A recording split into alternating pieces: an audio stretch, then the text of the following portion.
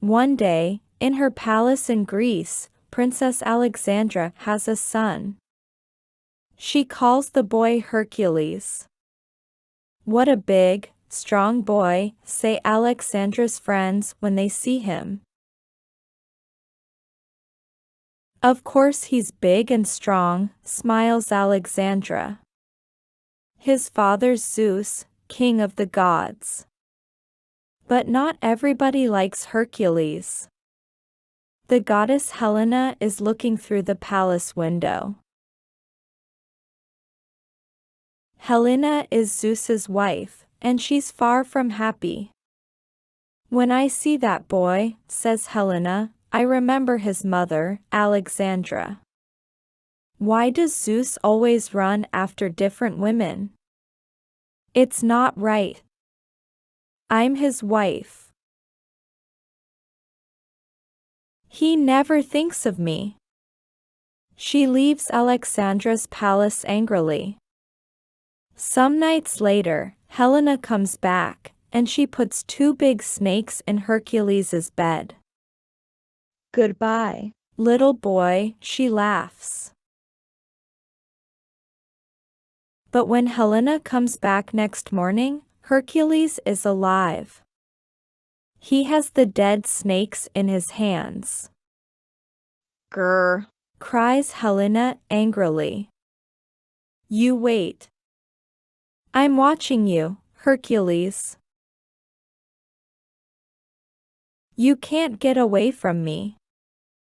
Later, when Hercules is older, he has many teachers.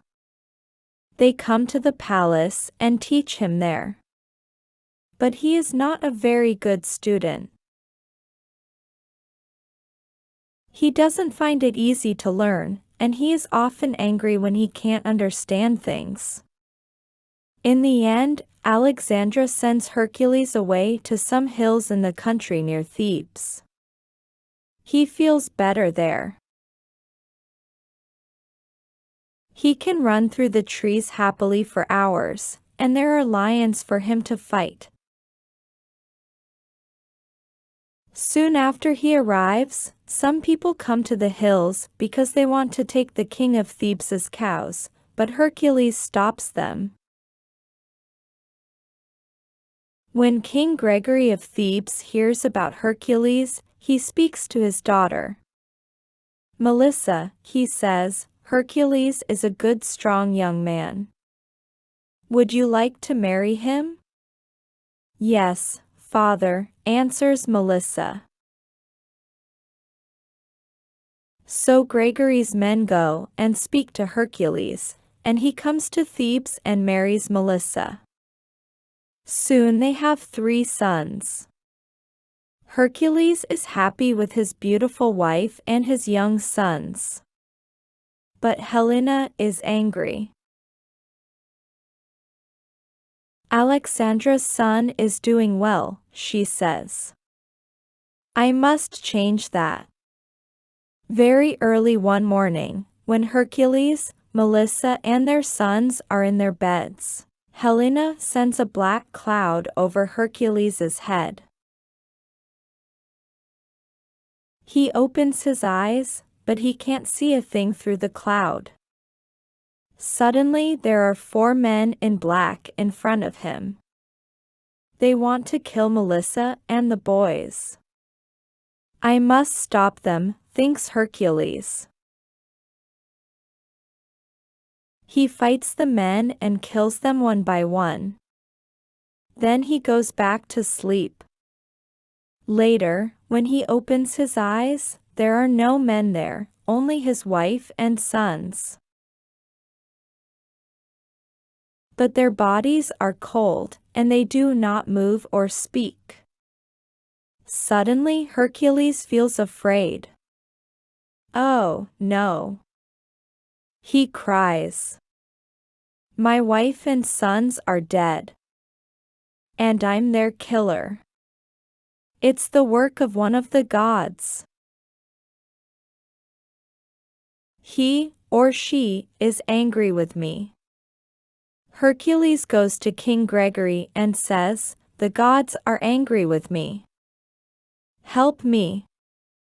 Very well, says Gregory. What's the matter?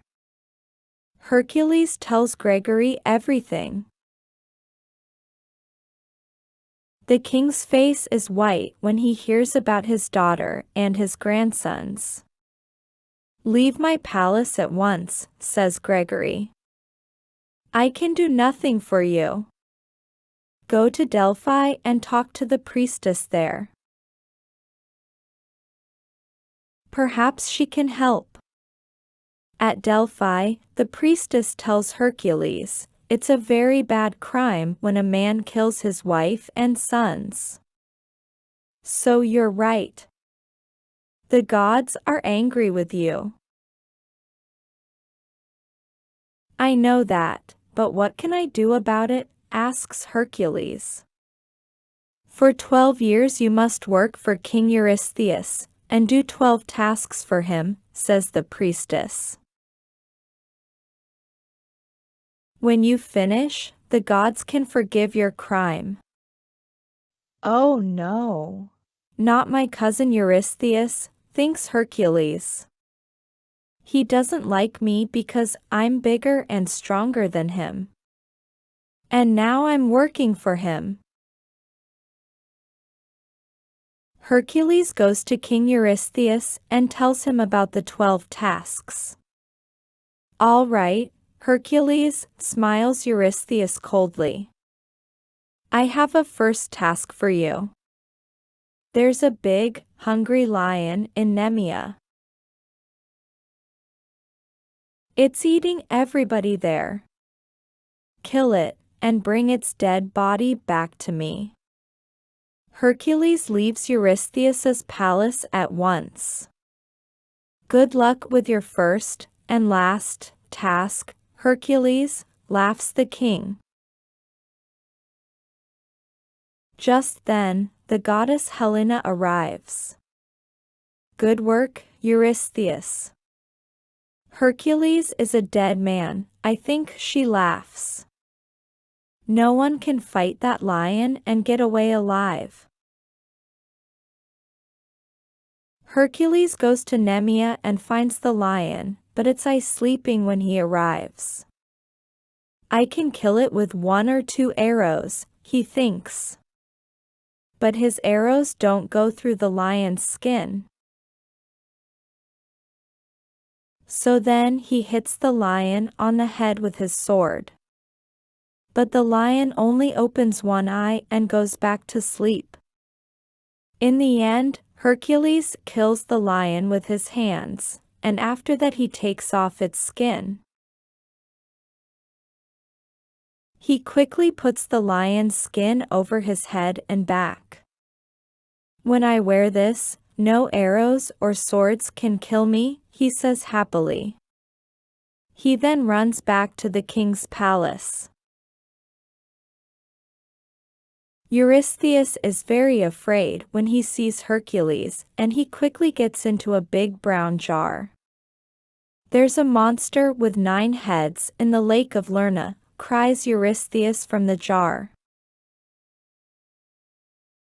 People call it the Hydra. Your task number 2 is to go and kill it. Near the palace, Hercules meets his young cousin Iolaus. I can't stop and talk, says Hercules. I'm going to the lake of Lerna. I must kill the Hydra there. Can I come too? Asks Iolaus excitedly. When they arrive at the lake, it is nearly dark. Hercules puts some fire onto an arrow and shoots it over the water. I want to call the Hydra to me, he says. Suddenly the 9 heads of the Hydra come out of the lake. They look at Iolaus and Hercules with angry red eyes. Help, cries Iolaus. Hercules quickly takes out his sword and cuts off one of the Hydra's heads. But from the red stump come 2 more new heads. Hercules then cuts off a different head, and again 2 more new heads come from that stump. Oh, no, he thinks. Just then, the goddess Athena arrives. I come from your father, Zeus, she says. He is angry with the goddess Helena because she is working against you. He wants to help you with your tasks. What can I do for you? How can I kill the Hydra? Asks Hercules. Tell me quickly. When you cut off the heads, you must burn the stumps. No new heads can come from them after that. Good luck.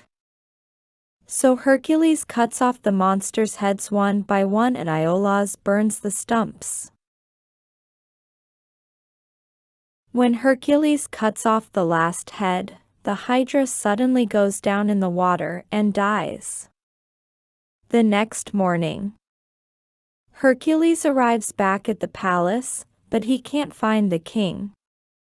Eurystheus, he calls. I'm here. The Hydra's dead. All right.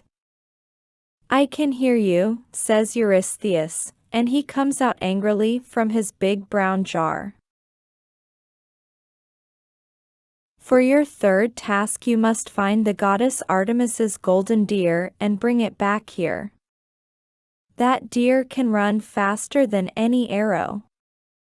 Nobody can catch it. Hercules finds the golden deer and he runs after it for a year and a day. The deer runs up hills, down hills, and across the country, but Hercules can't catch it. One day, Hercules sees the beautiful deer next to a lake. It is drinking quietly from the water. Hercules catches it and runs back to the palace with the deer in his arms. King Eurystheus. I have something for you, cries Hercules. Come and see. Eurystheus comes out of the palace with his daughter, Admete. Hercules puts the golden deer in front of Eurystheus. But before the king can take the deer, it runs away. I want that golden deer, cries Admete. And when I want something, I always get it. Not this time, says Eurystheus, and he looks angrily at Hercules. Task number 4 is to go into the mountains and catch a big wild boar there. And you must bring it back alive. Hercules runs up into ice-cold mountains. Suddenly he looks up and sees a huge wild boar on a rock near him. Hercules stops and thinks for a minute. Then he chases the wild boar up into the snow at the top of the mountain. The wild boar has little legs and it can't run very casually through the snow. Hercules catches the wild boar. He puts it on his back and walks down the mountain. Soon Hercules arrives at the palace. King Eurystheus looks at the huge wild boar on Hercules' back and gets quickly into his jar again. Take it away, he cries. Hercules comes back not long after without the wild boar. For your next task you need to visit King Augeas. He has some interesting work for you, says Eurystheus. He has hundreds of bulls and nobody cleans their dirty stables. You must clean them all in one day. Hercules meets King Augeas at the stables and he tells the king about his task. But nobody can clean those dirty stables in one day, laughs the king. Look at them. Hercules looks through the door of the stables and he doesn't feel very happy. They're very dirty, it's true, he says. Just then, on a hill behind the stables, Hercules sees a river with big rocks next to it. He walks up to the river and sits down on one of the rocks. I need to think carefully about this, he says to Augeas. The next morning, Hercules gets up early. First he takes the bulls out of the stable and away up the hill. After that, he makes a big hole in the wall at one end of the stables, and he makes a second hole in the wall at the other end of the stables. He then takes the rocks from next to the river and puts them into the water one by one. Hercules works all morning. What are you doing? Asks King Augeas. Wait and see, says Hercules.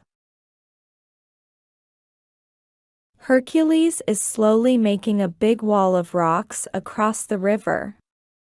When he finishes the wall, the water in the river has nowhere to go. After some time, the water suddenly comes out of the river and it runs down the hill to the stables. The water then goes quickly through the dirty stables and it cleans them beautifully. That evening, Hercules takes all the rocks out of the river and the water doesn't go down the hill through the stables anymore. He then takes some small rocks and closes the two big holes in the stable walls before the bulls come back in for the night. When King Augeas sees the clean stables, he is very happy. Please stay and eat at my palace tonight, he says. The next morning, Hercules arrives back at Eurystheus's palace with a big smile on his face. I don't want to hear about the stables, says Eurystheus angrily. He doesn't get into his jar this time. Now, for task number 6, you must go to Lake Stymphalus. There are some big birds there, and they are killing all the cows. You must stop them. At Lake Stymphalus, Hercules meets some men from the small town near there. Please help us, Hercules, they say. There are huge birds in the tall trees next to the lake. They have metal feathers. From time to time they leave the trees for the sky, and then they drop their feathers down on our cows and kill them. Hercules looks up just then and sees hundreds of birds in the sky over his head. The birds suddenly begin to drop their metal feathers down on him.